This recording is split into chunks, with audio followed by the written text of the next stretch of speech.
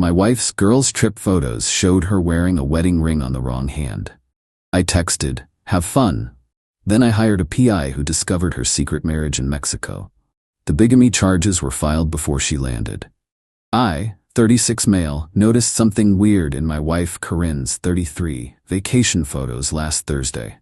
She was supposedly on a girls' trip to Cancun with her college friends.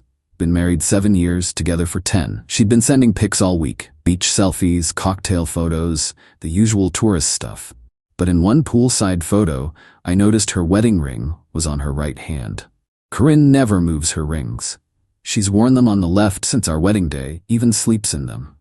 I zoomed in. Not just moved, it was a different ring entirely. Bigger diamond, different setting. My stomach did that thing where it knows something's wrong before your brain catches up. I texted back, "Have fun. Pool looks amazing." Then I called my buddy Jerome, who works as a PI. Told him my wife was in Cancun and something felt off. He said he knew a guy down there who could check things out. 3 hours later, Jerome called back. "You sitting down? Just tell me." "She's at the Ritz-Carlton, but it's not a girls' trip. She's with some dude named Armando, local real estate developer." Affair? Worse, my guy talked to the concierge. They're registered as newlyweds, had their wedding ceremony yesterday at the hotel chapel. I actually laughed. It was so absurd. She's already married, to me. Yeah, that's called bigamy. It's a felony. I hung up and pulled up our bank statements. No large withdrawals. Checked her credit cards. Normal purchases, nothing wedding related. How the hell did she pay for a wedding? Jerome's guy sent me photos an hour later. Corinne in a white dress on the beach, Armando in a linen suit. A whole ceremony with maybe 20 guests I didn't recognize. And there she was, kissing him under an archway of tropical flowers. The marriage certificate was filed with local authorities. Corinne Rivera de Guzman. She'd used her real name and everything. I called my lawyer immediately. Then I did something kind of brilliant. I called Corinne's job and said she'd asked me to let them know she was extending her vacation by a week for a family emergency. They bought it. Why? Because bigamy charges are way worse if you're actually living as married with someone else. Update 1. She landed Sunday night. I know because I was tracking her flight. The police were waiting at customs.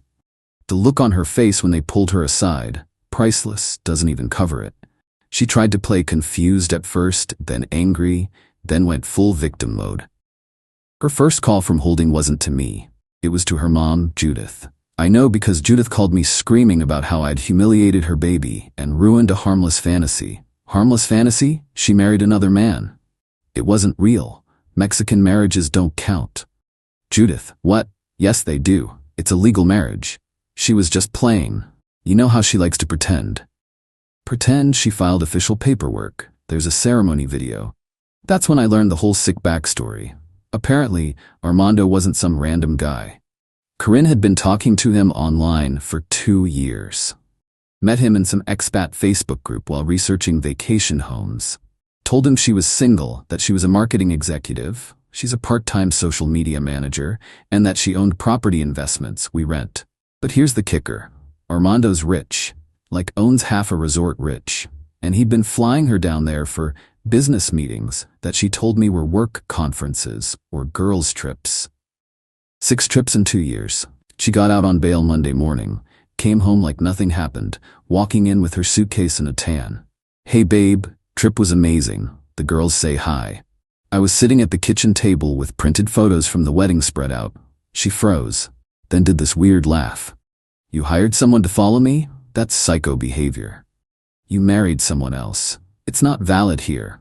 That's not how laws work, Corinne." She switched tactics, started crying about how I'm emotionally unavailable, and Armando sees her worth and she deserved to feel special. You're right, you do deserve to feel special, in federal prison, for bigamy. She threw her suitcase at me.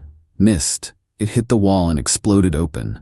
Out fell a bunch of new jewelry, designer clothes, and a laptop I'd never seen before. All gifts from Armando, apparently. Update 2. The entitlement is off the charts. Corinne's been telling everyone I'm having a mental breakdown. Posted on Facebook that I'm struggling with delusions, and she's supporting me through this difficult time. Her friend group, Destiny, Faith, and Prudence, I know, have been harassing me nonstop. Destiny called me crying about how I'm ruining the best thing that ever happened to her. Destiny, she committed a felony. You're just jealous she found real love. We're married. Paper doesn't mean love. It literally does in the eyes of the law. Then Judith did something insane. She called my mother and told her I was gay and using Corinne as a cover. That this whole thing was me projecting because I wanted to be with Armando myself. My mom, bless her, said even if he was gay, that doesn't make bigamy legal, you dumb broad. But the real shock came from Armando. Dude flew in from Mexico, showed up at my work. Security had to escort him out, but not before he yelled about how I was keeping his wife prisoner and he'd filed for custody. Custody? Of what? We don't have kids. Turns out, Corinne told him she had a daughter that I was keeping from her. She'd been sending him photos of our neighbor's kid, claiming it was hers. I immediately contacted the neighbor to warn them. They were horrified. Then I found out about the money. Update 3. Remember how I couldn't figure out how she paid for the wedding?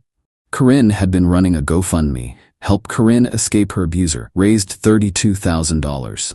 The donors, mostly Armando's wealthy friends and family who thought they were helping a domestic violence victim start a new life. The campaign had photos of bruises, makeup, a police report forged, and testimonials from friends, fake accounts she created. I sent everything to the prosecutor. Wire fraud on top of bigamy. Beautiful. But Corinne wasn't done. She hired a lawyer, Drake Morrison, some ambulance chaser who took her case for publicity. He held a press conference. He claimed Corinne suffered from cultural identity displacement disorder and believed she was living parallel lives due to trauma from her oppressive marriage. That's not even a real disorder. I looked it up.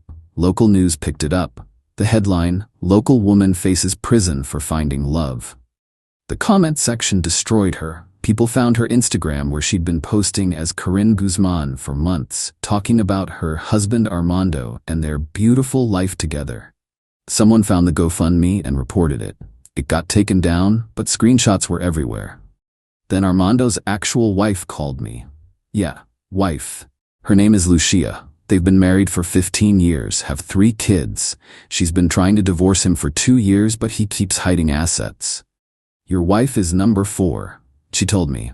That I know of. He marries foreign women, promises them everything, gets them to invest in his properties, then ghosts them. I asked if she wanted the PI's photos for her divorce. Send everything. Update 4. Court date was yesterday. Corinne showed up with her whole squad. Mom, sister Eileen, the 3 amigas, and Drake the lawyer. She wore a conservative dress trying to look innocent. Had her hair in a bun, minimal makeup. The grieving victim act. The prosecutor opened with the wedding video. There was Corinne saying vows, promising to love Armando forever, talking about their destiny written in the stars. Drake argued this was role-play therapy, and she didn't understand the legal implications. The prosecutor then played audio from the GoFundMe video where Corinne explicitly stated, "Once I'm legally married to Armando and free from my abuser, I can finally start my real life." The judge looked at Drake. She clearly understood the legal concept of marriage. Then came character witnesses. Judith called me controlling. Eileen said I was possessive. Destiny claimed I'd threatened Corinne. Never happened. But then the prosecutor called Lucia via video link from Mexico. Lucia eviscerated both Corinne and Armando. Showed documents proving Armando was still married to her. Showed 3 other marriage certificates from his previous victims. Showed bank records of money transfers from these women to his accounts. This woman, Lucia pointed at Corinne, is not a victim. She's an accomplice. She knew about me. I messaged her on Facebook. She blocked me. The prosecutor pulled up the messages. Corinne had indeed blocked Lucia after she'd written, "He's married to me. Please leave my family alone." Corinne's response before blocking? "Not my problem, Grandma." He upgraded. The judge's face was priceless. Update 5. Armando got arrested at his hotel. Turns out having 4 wives across 2 countries while running financial scams is frowned upon by authorities. Who knew? He immediately flipped on Corinne, gave prosecutors everything. Emails where she coached him on what to tell his rich friends, how to set up the GoFundMe, even a spreadsheet where she tracked which lies she'd told to which people. My favorite email. Remember, if anyone asks, I have bruises from falling downstairs. Keep the story straight. Once we get the money, we can disappear for a while until the heat dies down. Corinne's lawyer quit. Just straight up quit. Said he couldn't defend someone who'd lied to him too. She got a public defender. Kid looked about 12 and terrified. Meanwhile, I filed for divorce. Fastest approval ever. Judge took one look at the bigamy charge and signed off immediately. But here's the best part. Remember that laptop in her suitcase? It had everything. Corinne had been running 3 other online relationships. Each guy thought he was her soulmate. She had different personas for each. With Rafael in Spain, she was a yoga instructor escaping corporate life. With Kenji in Japan, she was an artist finding her muse. With Lars in Norway, she was a writer working on her novel. She'd been planning to marry Rafael next, in Barcelona. Already had the dress. Final update, sentencing was Monday. Corinne got 18 months federal prison for bigamy, 24 months for wire fraud, running concurrently, 3 years supervised release, and has to pay back the $32,000 from the GoFundMe. Her reaction? She screamed that I was jealous of her ability to find true love and that monogamy is a prison constructed by the patriarchy. The judge reminded her that fraud is also illegal under the matriarchy or any other archy she preferred. Judith fainted. Actually fainted. EMTs had to be called. Eileen tried to attack me in the parking lot with her purse. Security intervened. She's now banned from the courthouse. The 3 amigas have gone silent after finding out Corinne had been telling each of them different stories about where she was during her trips. Destiny thought she was at spa retreats. Faith thought she was visiting a sick aunt. Prudence thought she was at marketing seminars. Armando is facing 5 to 10 years and deportation after. Lucia's divorce went through, and she got everything since he was committing fraud during their marriage. She sent me a thank you card with a photo of her and her kids at Disneyland. Good for her. The other guys Corinne was talking to? Rafael turned out to be catfishing her. He was actually a 60-year-old woman named Gladys running romance scams. Kenji blocked her when he found out she was married. Lars is still messaging asking when she's coming to visit. Nobody's told him yet. As for me, divorce is final. Sold our condo, made a nice profit. Started therapy because honestly, finding out your wife is basically running an international romance Ponzi scheme messes with your head. Met someone at my therapist's office actually. Her ex-husband had 3 secret families. We laugh about it over coffee sometimes. Not dating, just 2 people bonding over the absolute insanity of their exes. Corinne's prison email was leaked by another inmate's girlfriend. She's already trying to romance a guard named Trevor. Claims he's her twin flame, and they're going to move to Italy when she gets out. Trevor's engaged and filed a complaint with the warden. Some people never learn. P.S. To everyone asking how I didn't notice for 2 years, I did notice things. The work conferences that never had official emails. The girls' trips, where her friends seemed confused when I mentioned them. The new clothes she said were work incentives. I just trusted my wife. Wild concept, right? PPS, Armando's other wives have formed a support group. They invited me. I'm the only dude. They call me honorary wife number 5. We have jackets. Corinne's mom still insists this is all a misunderstanding and her baby was exploring her identity. She started a blog about supporting romantically gifted children. It has 3 readers, all bots. Edit. Since everyone's asking, yes, I got tested.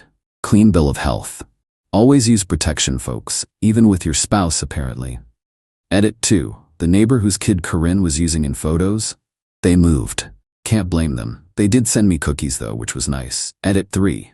Corinne's public defender reached out. She wants to appeal based on romantic entrapment. That's not a thing. He knows it's not a thing. He's just trying to keep her from filing complaints about him. I sent him a Starbucks gift card, out of pity.